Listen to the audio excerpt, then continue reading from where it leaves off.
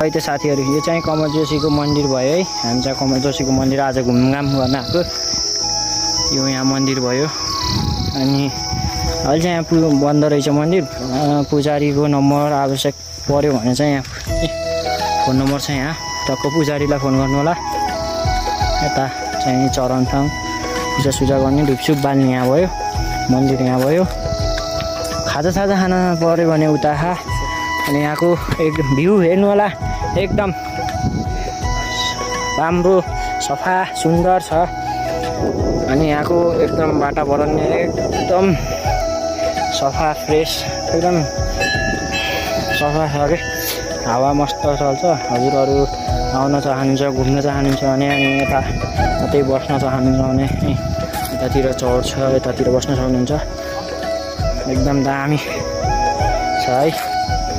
ल यही हो कमल जोशीको मन्दिर चाहिँ।